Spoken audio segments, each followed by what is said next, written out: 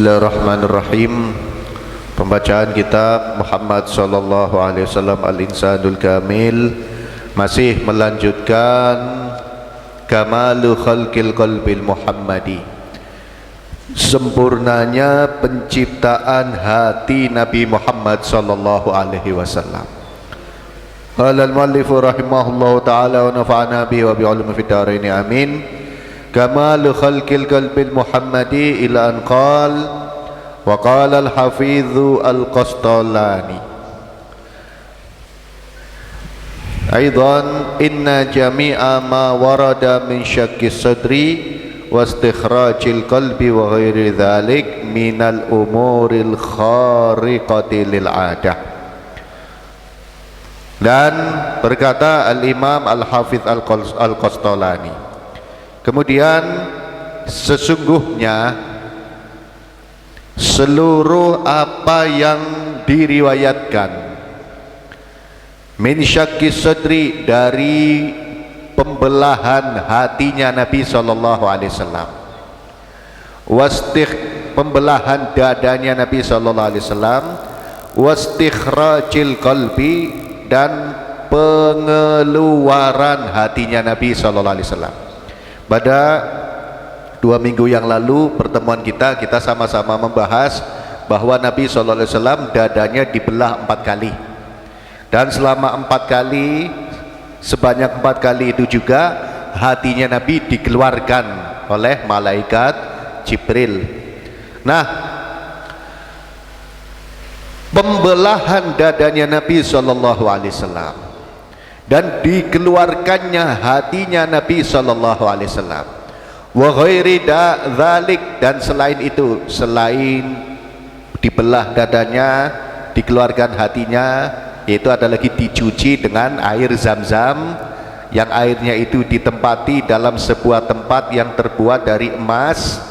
Nah, perkara-perkara yang lain yang hubungannya dengan pembelahan dada dan pengeluaran hati, minal umuri al khariqati lil adah, itu adalah dari perkara-perkara yang keluar dari kebiasaan manusia. Manusia biasa nggak ada yang dadanya dibelah, hatinya dikeluarin kemudian dimasukkan lagi. Ini perkara yang keluar dari kebiasaan manusia. Nah, perkara yang keluar dari kebiasaan manusia itu tadi, mimma yajibut taslimu lahu, dari sesuatu yang kita wajib taslim untuknya. Taslim itu percaya 100% tanpa bertanya-tanya. Percaya aja, nggak usah tanya, masa sih dibelah dadanya Nabi, masa dikeluarin hatinya, nggak mati apa? Masa bisa disambung lagi, masa itu, masa ini, kok bisa? Itu nggak boleh.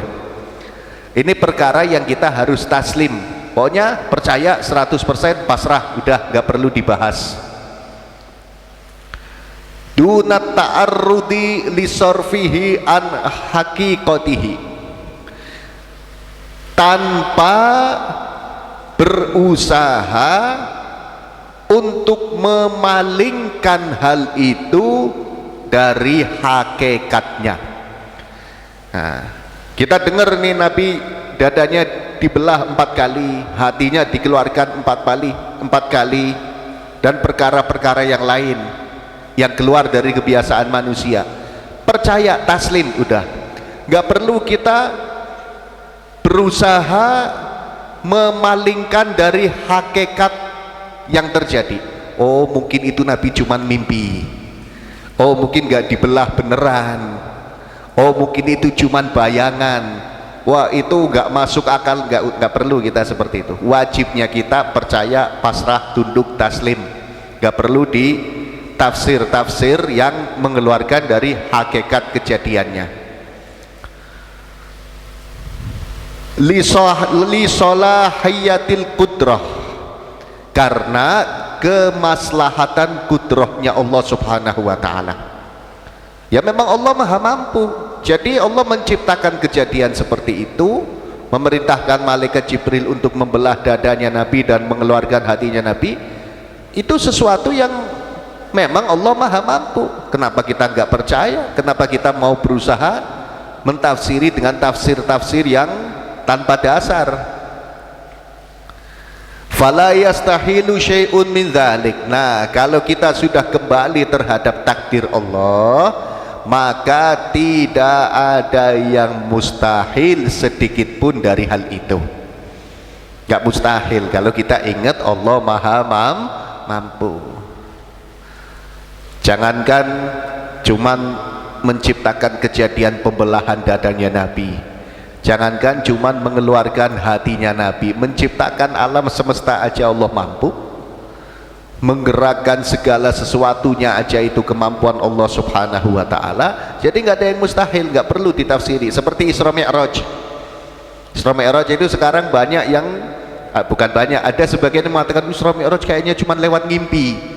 Karena nggak mungkin, nggak rasional itu Isra Mi'raj. Masa dari Masjidil Haram ke Masjidil Aqsa, dari Masjidil Aqsa naik langit pertama sampai ke 7 ke Sidratul Muntaha, balik lagi ke Masjidil Aqsa, balik lagi ke Mekah, cuman 1 malam, bahkan nggak nyampe 1 malam, paling itu ngimpi. Kalau kita ingat Allah maha mampu, kalau kita yakin Allah maha mampu, maka semua itu bukan perkara yang mustahil, bukan perkara yang mustahil. Waqala aidan, dan berkata juga,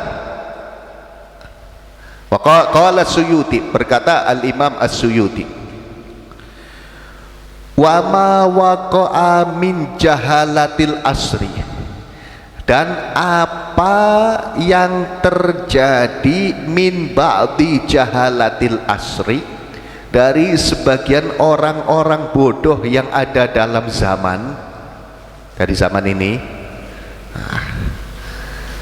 min ingkari dzalik, dari mengingkari hal itu.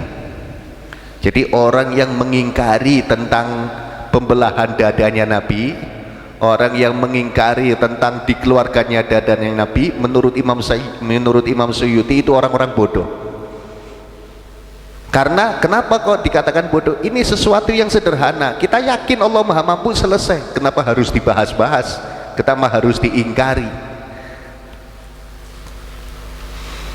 Wa hamlihi alal amril maknawi, dan apa yang terjadi dari sebagian orang-orang bodoh itu membawa kejadian pembelahan dadanya Nabi itu tadi terhadap perkara maknawi, perkara yang nggak bisa dilihat oleh mata.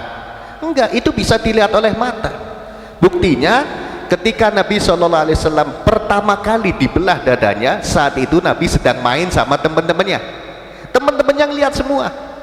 Sampai teman-temannya lapor ke Halimah, ibu susuannya saat itu, Halimah As-Sa'diyah. Mereka lapor, anak-anak kecil tadi mengatakan kutila Muhammad, Nabi Muhammad dibunuh. Karena anak-anak kecil itu tadi ngelihat Nabi diterlentangkan, dibelah dadanya, diambil hatinya. Bukan sesuatu yang gak kasat mata, tapi kasat mata, bisa dilihat oleh orang-orang yang menyaksikan saat itu. Wa ilzami qailihi al-qawlu biqalbil haqa'iq fahuwa jahlun sharihun wa khata'un qabihun. Yang mengatakan nggak mungkin itu hati beneran dikeluarkan, itu nggak mungkin. Itu paling perkara yang ghaib, ghaibiyah, ngimpi dan lain sebagainya, orang lain nggak bisa ngelihat. Itu fahuwa jahlun sharihun, itu kebodohan yang sangat nyata. Wa khata'un qabihun, kesalahan yang sangat jelek. Kalau ada orang meyakini seperti itu, meyakini bahwa pembelahan dadanya Nabi itu perkara yang nggak bisa kasat mata, mungkin ngimpi, perkara gaib dan lain sebagainya, itu kebodohan yang sangat nyata dan kesalahan yang sangat jelek. Ini perkara nyata, ini fakta. Kalau bahasanya orang sekarang bukan hoax ini fakta. Saksinya waktu itu anak-anak kecil sampai lapor kepada Halimah As-Sa'diyah. Min khizlanillah ta'ala, ini kebodohan yang jelas, yang sangat nyata. Kalau nggak percaya, dan kesalahan yang sangat jelek, min khizlanillahi ta'ala, dari perkara-perkara yang merendahkan Allah. Kalau ada orang mengatakan pembelahan dadanya Nabi itu enggak nyata, itu paling ngimpi dan lain sebagainya, salah, jelas salah, bodoh yang sangat jelek, dan itu merendahkan Allah subhanahu wa ta'ala, merendahkan kemampuan Allah subhanahu wa ta'ala. Wa uqufihim alal ulumil falsafiyah, dan karena fokusnya mereka atas ilmu-ilmu filsafat, jadi diarahkannya ke ilmu filsafat dengan bahasa-bahasa yang seakan-akan itu bukan sesuatu yang nyata. Wabu'dihim andaka ikis sunnah, orang yang mengingkari kejadian pembelahan dada Nabi, di samping itu merendahkan Allah, dan karena mereka terlalu fokus atas ilmu-ilmu filsafat, dan karena mereka jauh dari kedalaman hadis-hadis Nabi Shallallahu Alaihi Wasallam. Kalau mau ngaji hadis pasti mereka percaya. Makanya kita percaya aja bahwa pembelahan dada Nabi dan dikeluarkannya hatinya Nabi selama 4 kali itu benar-benar nyata, gak perlu dibahas dengan tafsiran kita sendiri, nyata itu. Nah, tadi kan pembahasan kita ini tentang kesempurnaan penciptaan dadanya Nabi Shallallahu Alaihi Wasallam. Sudah diciptakan dalam keadaan sempurna, dibersihkan sampai 4 kali lagi. Jadi disempurnakan 4 kali. Dan luar biasa hatinya Nabi Shallallahu Alaihi Wasallam. Allahumma shalli ala sayyidina Muhammad.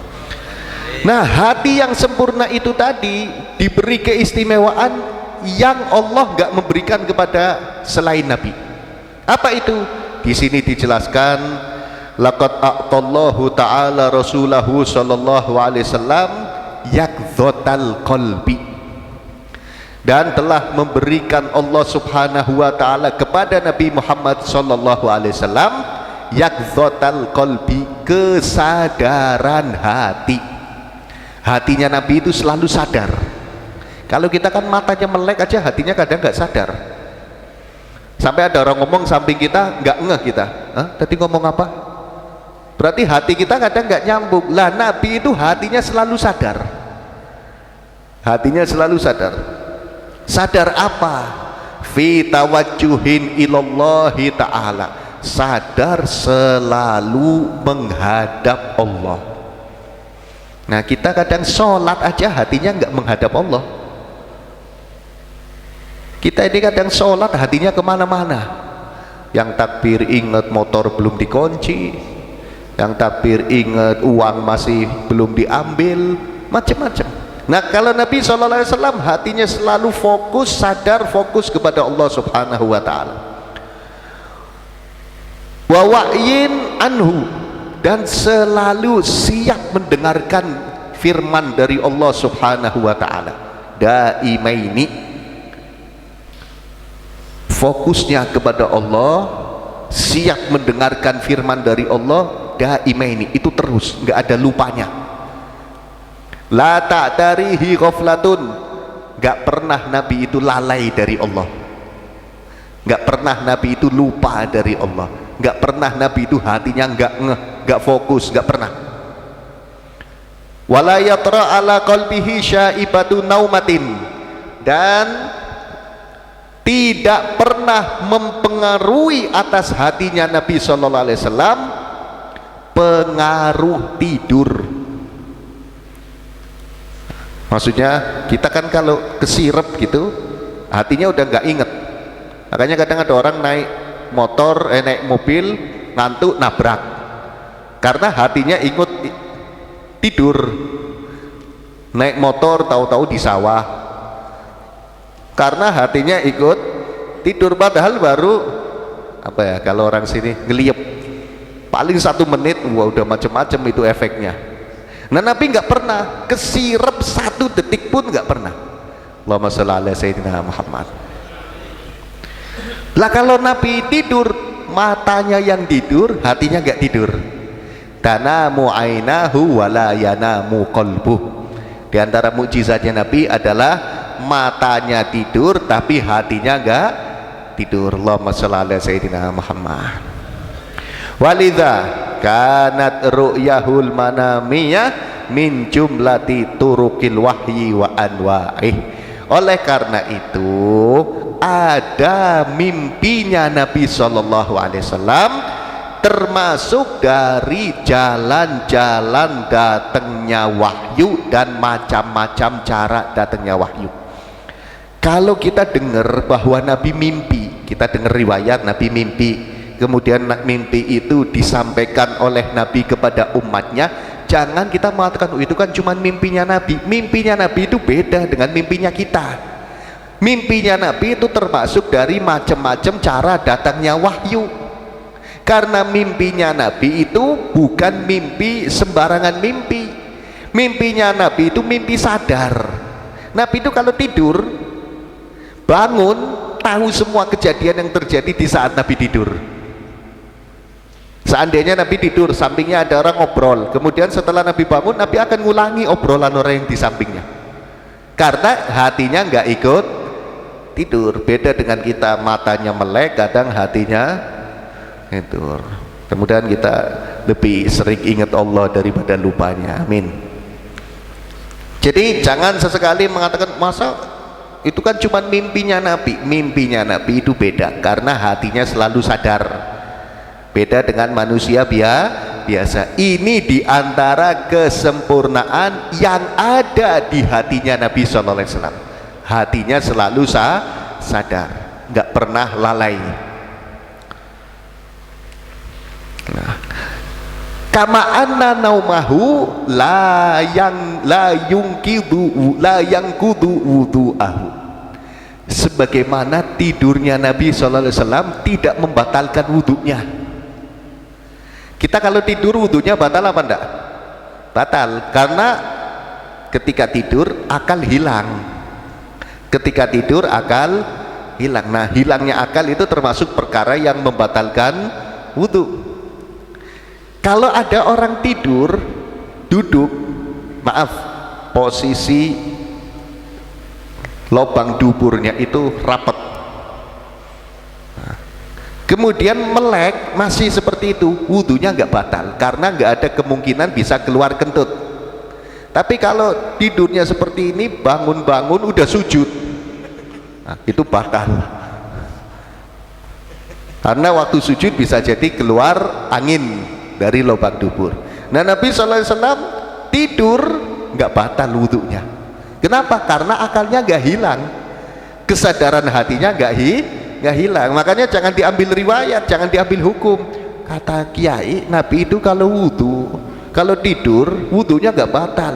Berarti kan kita juga sama. Kan Nabi semuanya bisa dijadikan hukum. Ada yang namanya khususiyah, kekhususan, termasuk ini. Nabi kalau tidur wudhunya tidak batal. Ini khusus buat Nabi, bukan buat kita. Khusus buat Nabi. Kenapa? Karena Nabi kalau tidur kesadarannya nggak hilang, tetap sadar. Ini kesempurnaan hatinya Nabi Sallallahu Alaihi Wasallam. Qala Syekh Abu Muhammad bin Abi Hamzah, al-hikmatu fi syakki sadrihi Sallallahu Alaihi Wasallam ma'al qudrah ala ayyam taliya qalbuhu imanan wa hikmatan min ghairi syakki azyadatu fi quwwatil iman wallahu a'lam bissawab. Ya Rabbana tarafna bi annana tarafna lana asrafna ala ladha ashrafna fatub alayna tauba tasilu kulla hawbah wastur lanal wa